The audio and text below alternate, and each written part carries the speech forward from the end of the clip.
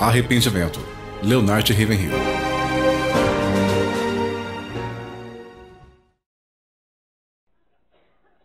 Ele usa aquela palavra que ninguém gosta. Arrependa-se. Arrependa-se. Não apenas confesse seus pecados, abandone-os. Fuja deles. Uma antiga definição diz que arrependimento é deixar o pecado que eu praticava antes e mostrar que eu estou sinceramente pesaroso ao não praticá-lo mais.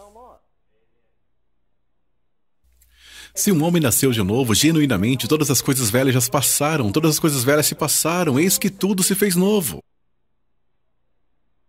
Sabe, temos pregado o evangelho aceitável hoje em dia, fazendo dele o menos doloroso que podemos, e tudo o que fazemos é dar uma injeção nas pessoas para que elas adormeçam e vá para o inferno mais rápido.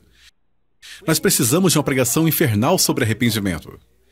Se qualquer homem, em qualquer lugar, em qualquer momento estiver em Cristo, ele pode ser o mais torto, pervertido, carnal, cruel, pútrido homem do mundo.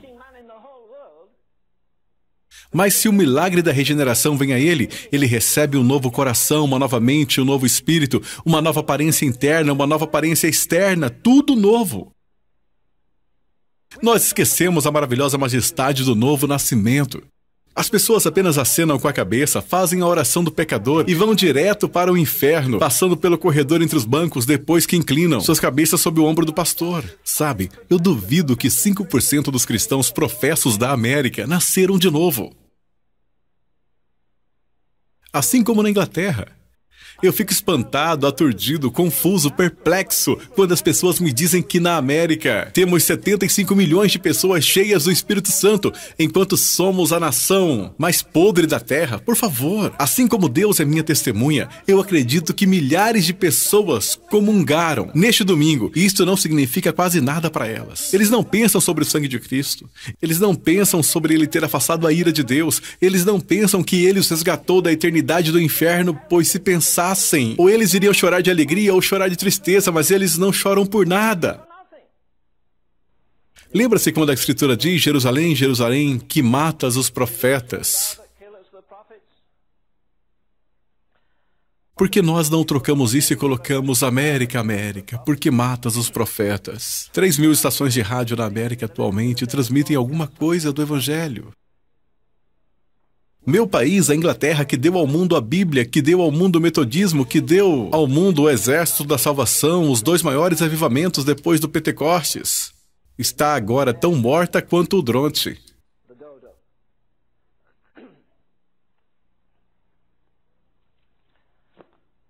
Nós queremos fazer um investimento de curto prazo, não é verdade? Queremos receber a glória de Deus com uma noite de oração ou num período noturno de oração. Ou então, eu adicionei 2 momentos de 10 minutos na minha oração diária.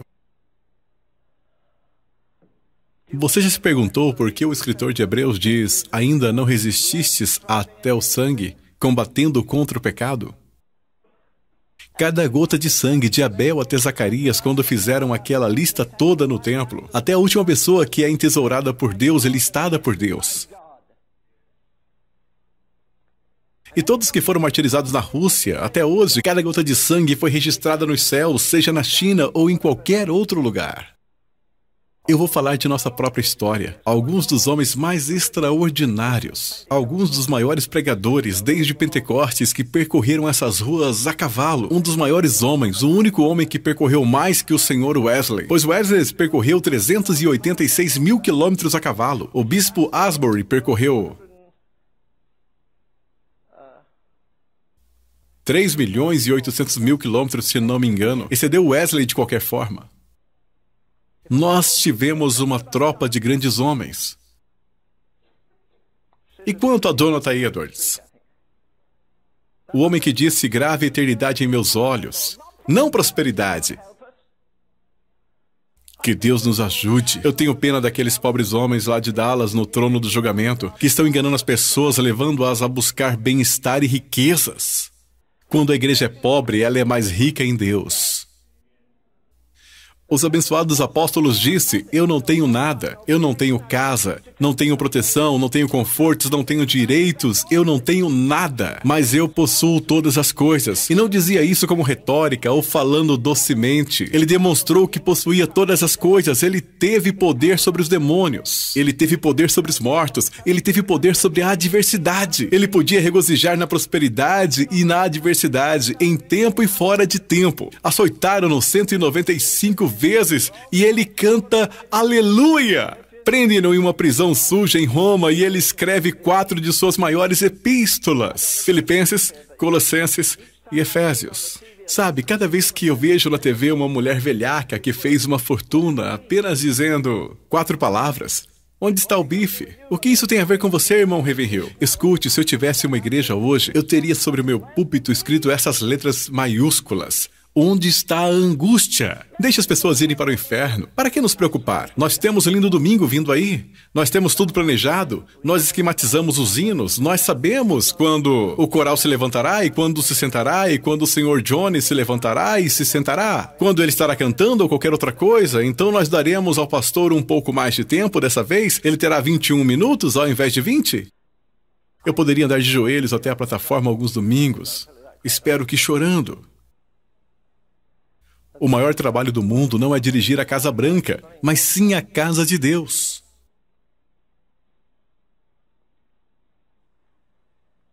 Jesus não é glorificado. Ele não é glorificado com os egoísmos na vida de tantos cristãos. Primeiro eu, depois eu e por último eu.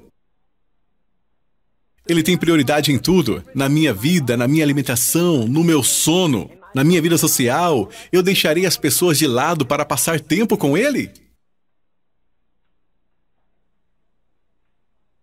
O maior dom deste lado do mundo é ser cheio, ungido e manter-se na unção do Espírito Santo de Deus. Sabe o que há de errado com a nossa geração? Eu te digo que o caminho de vida do cristão está espargida com pessoas famosas.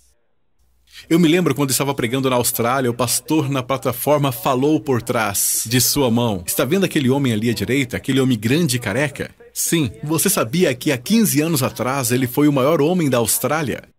Ele tinha uma unção incrível. Era quase como se ele tivesse uma tocha em sua mão, passando por gramas secas e todos os lugares que ele ia, ele deixava cidades e povoados em chamas. Mas ele perdeu isso.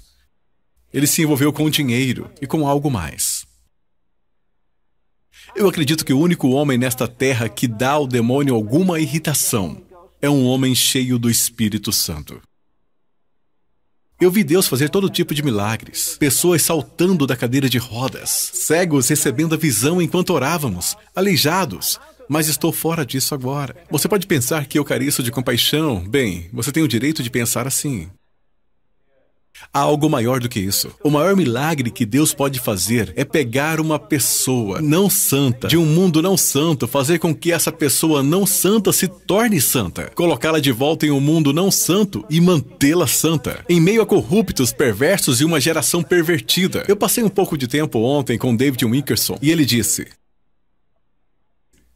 Len, eu cheguei à seguinte conclusão. Daqui a 5 anos, eu acho que nenhum cristão se atreverá a ter uma TV em sua casa. Há uma nova invenção, você pode colocá-la no topo da casa. Acho que ele disse que custa $100 e você pode obter corrupção que você quer de todas as estações ao redor deste país. E como se não fosse o bastante, também de outros países. Nós estamos saturados com o mundanismo. O rei da América. Sim, nós temos um rei. Te digo o nome dele: esporte. Ele tem uma esposa, sabe o nome dela? Entretenimento. Pense nos bilhões que eles ganham. Pense nos bilhões que vão para as empresas de esporte. Bilhões, bilhões indo para a pornografia. Isso nos perturba? Eu gostaria de ver cada igreja na nação fechada por uma semana pelo menos. Por que eu deveria pregar para vocês? Deus sabe que eu estou acrescentando condenação para você esta noite. Você nem pode lidar com a verdade que você já sabe. Por 5 ou 10 anos você não pode lidar com ela. Por que eu deveria trazer a você mais verdade? Por que eu deveria desafiar você a ter uma vida cheia do Espírito Santo? Uma senhora aqui disse outro dia que ela foi extraordinariamente movida. Eu estava aqui. Noite passada aconteceu novamente. Aquelas milhões de pessoas na Etiópia. Uma pessoa disse que é uma inanição tremenda. Eu também poderia dar a você nomes de homens que tramaram isso. 1 milhão de pessoas poderá morrer na Etiópia e mais de 1 milhão na África. Há uma mulher com os seios murchos, com pequeninos mamando e não conseguindo nada. Ela então pega um pouco de água e as glândulas das crianças estão tão inchadas que quando ela tenta vertê-la sobre a boca da criança, a água cai sobre ela e a criança não pode nem mesmo tomá-la. O que eu quero dizer a vocês esta noite, eu acredito que a mesma coisa acontece nas nossas igrejas todos os domingos. As pessoas estão sufocadas e nós estamos tentando verter água da vida nelas. E elas estão tão condenadas e perdidas que não podem tomá-la. Elas ouvem as mesmas pregações ano após ano e ouviram as mesmas coisas da mesma maneira. Ele não derramou uma lágrima desde que deixou a madre de sua mãe. Ele foi ao seminário e ganhou uma cabeça larga e uma alma encolhida. Eu fico me perguntando por que Deus Todo-Poderoso não mantém sua promessa. Qual a sua promessa? Ele mantém a sua promessa. Está bem, eu direi a você o que ele em breve vai fazer. Ele vai expulsar a maioria das coisas não cristãs.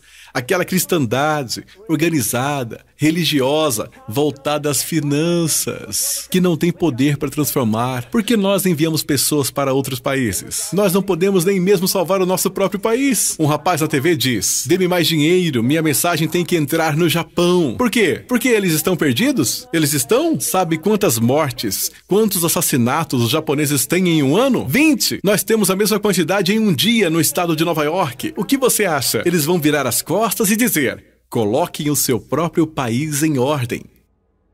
Louvado seja o nome do Senhor.